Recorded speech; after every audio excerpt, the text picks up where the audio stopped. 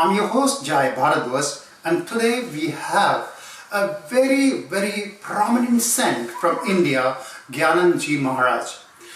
He preaches about Gita. In the modern words, if we understand Gita, then it is called one of the best philosophical and in few arguments, best management book. But how to interpret it, that's how it works. Let's have our guest, Gyananji. Sir, welcome to Australia, welcome to Melbourne. बहुत शुभकामनाएं, best wishes for all. Maharaj ji, tell me, वो क्या चीज़ है? एक गीता है, किताब है, उसमें बहुत सारे श्लोक हैं, बहुत सारी चीज़ें हैं. हम आज 2026 में उसे कैसे समझें और आपने उसे कैसे समझा? जी, भगवद गीता जो है वो एक सामान्य बुक नहीं है. भगवद गीता 5000 से अधिक साल हो गए.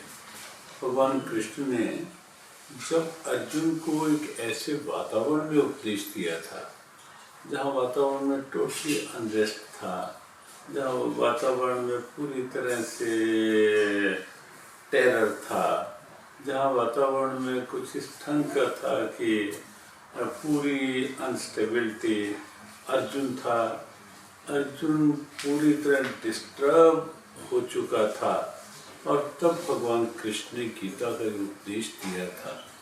और उपदेश सुन के उस समय अर्जुन ने स्थितोस्मी कहा कि now all my suspicion, confusion, disturbance are gone.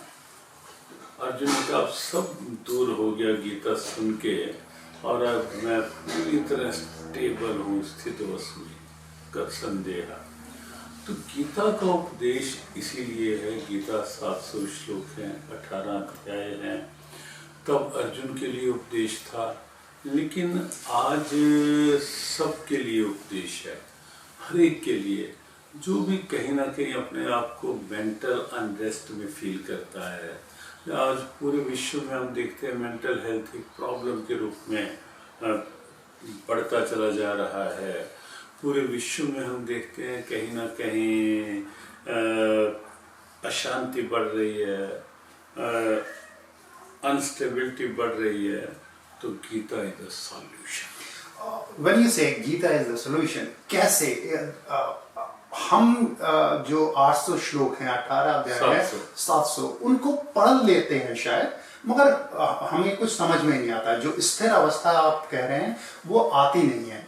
वो कैसे आए? देखो, उसके लिए प्रैक्टिस, कोई भी चीज़ बिना प्रैक्टिस के नहीं आती. बच्चे को अगर पढ़ना भी है तो पढ़ाई में एक दिन में नहीं हो जाएगा कि आज स्कूल गए, आज ही पढ़ाई आ गई. तो उसे प्रैक्टिस करनी पड़ेगी लगातार. तो गीता को भी जब हम अपनी प्रैक्टिस में ले लेंगे, जब हम अपने डेली रूटीन में ले लेंगे, जब हम अपनी part of daily routine, part of life बना लेंगे, तो निश्चित है जब गीता एक बार समझ में आ जाएगी तो आपको मानसिक शांति भी मिलेगी, आपके अंदर की कैपेसिटीज बढ़ेंगी. आपको लगेगा, अपने काम के प्रति उत्साह लगेगा. गीता पढ़ लेंगे तो आपको लगेगा कि मुझे केवल फ्यूचर की टेंशन लेके प्रेजेंट में नहीं रहना, मुझे केवल अपने प्रेजेंट को बनाना है. तो गीता में ऐसे कई सूत्र हैं, कई प्रैक्टिकल इंस्पायरेशंस हैं जो आज के यूथ के लिए, आज के किसी भी व्यक्ति के लिए, कोई across the caste, colour, creed, country, कोई बाउंड्री नहीं है गीता में. गीता सबकी है, सबके लिए. और जब हम इंडियन ऑस्ट्रेलियंस की बात करते हैं, भारत से यहाँ आ जाते हैं, तो उनकी समझ थोड़ी सी बदलती है.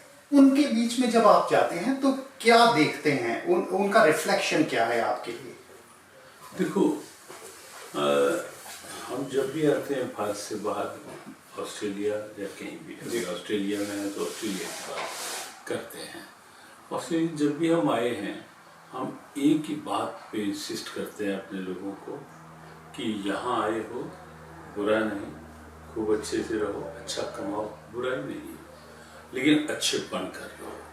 तो गीता जो है मुख्य उपदेश ही ये, जहाँ भी हो जो भी हो अपने आप को अच्छा बना के रहो, ड्यूटीफुल बना के रहो, सिंसियर होके रहो, लेकिन साथ ही साथ अपनी नेशनल वैल्यूज़, अपनी कल्चरल वैल्यूज़, अपनी मॉरल वैल्यूज़, अपनी कैरेक्टर वैल्यूज़, अपनी फैमिली वैल्यूज़, ह्यूमन वैल्यूज़, इनको संभाल कर रखो। और गीता यदि पढ़ोगे तो ये सब की सब वैल्यूज, लाइफ वैल्यूज से लेकर के, क्योंकि इन देशों में क्या है, अधिकतर स्टैंडर्ड ऑफ लिविंग पे इतना व्यक्ति फोकस हो जाता है कि स्टैंडर्ड ऑफ लाइफ की ओर ध्यान ही नहीं रहता। तो हम डिफ्रेंशिएट करके सबको बताते हैं कि स्टैंडर्ड ऑफ लिविंग जो है, आपका अच्छा मकान हो, अच्छा रहन सहन, बुरी बात नहीं, लेकिन स्टैंडर्ड ऑफ लाइफ वो है कि जहाँ आपके पास शांति है, जहाँ आपके पास एथिक्स हैं, मॉरल्स हैं, जहाँ आपका आपस में प्यार है। तो गीता वो सिखाती है और वो हम कहते हैं सबको। और हम तो एक बात बहुत स्पष्ट कहते हैं सबको कि यदि उन वैल्यूज के साथ नहीं चलोगे तो बच्चे देश और धर्म तो दूर की बात आपके भी बन के नहीं रहेंगे। क्योंकि बच्चे माता पिता का आदर भी तभी करेंगे जब उनके पास वैल्यूज होंगे, मॉरल्स होंगे, उनके पास अच्छे संस्कार होंगे। तो हम सबसे पहली बात तो सबको यही कहते हैं कि अच्छे संस्कार सुरक्षित रखो, अपने वैल्यूज को संभाल करके रखो। ये तो संदेश आपका शायद माता पिता के लिए है जिनके बच्चे यहाँ ग्रो कर रहे हैं। मेरे जैसे जो लोग हैं, जो यहाँ काम करते हुए 8-10 साल 15 साल हो गए, वो अपने आप को स्ट्रगल करते हुए पाते हैं दो वर्ल्ड्स के बीच में, भारत और ऑस्ट्रेलिया के बीच में। और कभी कभी ऐसा लगता है कि हमारा संघर्ष बहुत ज़्यादा है, और ऑस्ट्रेलिया जैसे देश की, अमेरिका जैसे देश की, या किसी भी वेस्टर्न कंट्री की अपनी परेशानियां भी होती हैं। उनसे उनका सामना करना या उनसे निपटने के लिए हम क्या करें? देखो, स्ट्रगल्स की जो बात आपने कही है, स्ट्रगल्स तो हर जगह हैं। स्ट्रगल्स हम प्राय कहते हैं गीता पढ़ने के बाद, गीता पढ़ाने के बाद, कि struggles are part of life, कहीं भी आप रहो। But to face them, Gita teaches us to face them boldly, confidently, this is art of life. What the Gita teaches us, bold होके फेस करो। और जब आप बोल्डली, आप देखें ना, महाभारत क्या था, युद्ध है लेकिन स्ट्रगल ही तो था ना। तो स्ट्रगल तो हर जगह है, यहाँ भी है। हाँ, भारत से बाहर आके, क्योंकि वहाँ अपने देश में जब थे तो वहाँ ये होता था कि स्ट्रगल है तो कहीं फैमिली है, कहीं सर्कल है, मिल बैठ के कहीं ना कहीं सॉल्यूशन निकाल। लेकिन यहाँ जब अपने को अकेले पाते हैं और आगे से उतनी सपोर्ट मिलती नहीं जैसा सोच के वहाँ से आते हैं, वहाँ से तो जब सब आते हैं तो ये सोच कर आते हैं कि वहाँ तो इतना इजी लाइफ है, इतना सब कुछ अच्छा है। लेकिन जब वो स्ट्रगल वहाँ से अधिक करने पड़ते हैं फिर घबराते हैं। तो हम सबको ये कहते हैं कि आए हो तो एक कहावत है, पुरानी कहावत है, ओखली में सिर दिया तो मूसलों से क्या डरना। अब आए हो तो ये ना हो कि भारत में तुम्हारी बनी बनाई जो है कि वहाँ गए हैं तो वहाँ जाके तो हम तो बहुत परेशान है, सब कहेंगे लेने क्या गए थे वहाँ पे। तो इसलिए स्ट्रगल करो, और स्ट्रगल में बोल्ड होके रहोगे। तो एक अभी हम एक उदाहरण दे रहे थे एक बच्ची को कि तो बिल्कुल ऐसा स्ट्रगल्स की भी यही स्थिति है। बोल्ड होके रहें, कॉन्फिडेंट होके रहें, तो स्ट्रगल निश्चित आपको रास्ता भी देंगे और आपको अच्छा लक्ष्य भी प्राप्त करने में आपकी सहायता करेंगे। पत्थर वही है, ठोकर भी लग सकती है, लेकिन उसी पत्थर को स्टेपिंग स्टोन में बना सकते हैं। तो स्ट्रगल को हम उस रूप में लेंगे तो गीता उसी की प्रेरणा है।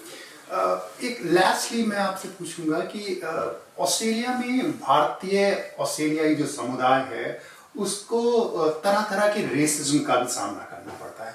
वो इन इश्यूज को आप कैसे देखते हैं और कैसे डील करें गीता के माध्यम से? हमें लगता है हर चीज का एक समय होता है। अपने सूर्य के आगे भी हम देखते हैं कई बार बादल आ जाते हैं और सूर्य के प्रकाश को धूप को ढक लेते हैं, लेकिन बादल सदा नहीं रहते। कभी हवा भी चलती है, बादल छटते हैं और फिर सूर्य का प्रकाश होता है। तो हमें लगता है कि एक टाइम था जब भारतीयों को पूरे विश्व में कहीं ना कहीं अलग दृष्टि से देखा जाता था, कहीं उनका कोई रिस्पेक्ट नहीं, कहीं और वो भी बिल्कुल बंद। लेकिन अब हमें लगता है धीरे धीरे भारतीयता का, हमारी नेशनलिटी का, नेशनल वैल्यूज का सूर्य जो है फिर से पूरा विश्व मान रहा है, देख रहा है, और फिर से पूरे विश्व में भारत का भी सम्मान बढ़ा है और भारतवासियों में भी स्वाभिमान बढ़ा है अपने देश को लेकर के। तो जैसे जैसे हम गीता के अनुसार, अर्जुन भगवान ने यही कहा कि तुम अपने स्वाभिमान को जीवित रख के, क्षुद्रम हृदय दौर्बल्यम त्यक्तोत्तिष्ठ परन्तप, अपनी हृदय की कमजोरी में नहीं जियो, मजबूत होके जियो। तो गीता ये कहती है कि जब आप अपने स्वाभिमान को सुरक्षित रख लोगे, मजबूत होके रहोगे, तो निश्चित है कि ये जो प्रॉब्लम रेसिज्म की है या और प्रॉब्लम है, देखो, और क्योंकि अपने भारत का कुछ ढंग का है कि मैन पावर, माइंड पावर और ये अलग अलग जो है, वो तो भारत में भगवान की कृपा है। अब वो जब माइंड पावर, मैन पावर ज़्यादा दिखती है तो लगता है उनको कि ये कहीं यही ना हावी हो जाए हमारे ऊपर, तो उस नाते से भी कुछ होता है। लेकिन हम अपनी क्वालिटीज़ को भी सिक्योर रखें, बना के रखें, स्वाभिमान को जगा के रखें, तो निश्चित रूप से ये प्रॉब्लम नहीं रहेंगे। हमें हमारे स्वाभिमान के साथ जीना, हम अपने काम में वो ना करें, शर्कवट ना करें, कामचोरी ना दिखाएं, अपना कर्तव्य है। और जो हम ये भी कहेंगे कि अगर यहाँ आए हो तो यहाँ की भी प्रशासन के साथ तालमेल बिठा कर, तो जो क्योंकि यहाँ के नियम है तो मानने ही चाहिए ना, नियमों को फॉलो करो, रूल्स रेगुलेशंस फॉलो करो यहाँ के, लेकिन अपने स्वाभिमान को सुरक्षित रख के चलो, तो निश्चित है कि समस्याएं अपने आप सॉल्यूशन बनकर सामने आएंगी। Thank you so much. अगर मैं आपसे 2 लाइन में गीता का सार ऑस्ट्रेलियन इंडियंस को कहने के लिए कहूँ अंत में, तो आप क्या कहेंगे? भगवद गीता का पहला शब्द है धर्म, गीता का अंतिम शब्द है मामा। और हम सबको बता दें कि गीता का धर्म शब्द जो है वो रिलीजन नहीं है, वो मजहब नहीं है, वो सेक्ट नहीं है। गीता का जो धर्म शब्द है वो है सिंसियरिटी टू आवर ड्यूटी, मेरा कर्तव्य, धर्म मेरा कर्तव्य है। और हम यही कहेंगे कि मैं जहाँ हूँ, मैं स्टूडेंट हूँ, तो मेरा कर्तव्य क्या है? अच्छी पढ़ाई करके अच्छा बनना, ना कि किसी बैड सोसाइटी में जाके बिगड़ना। मैं यदि किसी जॉब में हूँ तो मुझे मेरा बेस्ट देना है, फ्यूचर की टेंशन लिए बिना क्या मिलेगा वो सोच, वो टेंशन पहले से रखकर नहीं, मैं क्या कर सकता हूँ, मैं क्या दे सकता हूँ, मैं बेस्ट क्या अपनी क्षमताओं को लगा सकता हूँ। तो आप विश्वास रखें, फ्यूचर अपनी टेंशन आप स्वयं करेगा। आज की बहुत बड़ी प्रॉब्लम है कि या पास्ट हमारी टेंशन बना रहता है या फ्यूचर, प्रेजेंट में रह नहीं पाते। गीता कहती है प्रेजेंट में रहो, क्योंकि past is gone, future is unknown, present is your on. Present में रहोगे, पास्ट भी अच्छा हो जाएगा, फ्यूचर भी अच्छा हो जाएगा, आपका जीवन आपके लिए एक एग्जाम्पल बन जाएगा। सबके लिए बहुत बहुत शुभकामना, मंगल का। ज्ञानंद जी महाराज, हमसे बातचीत करने के लिए आपका बहुत बहुत धन्यवाद।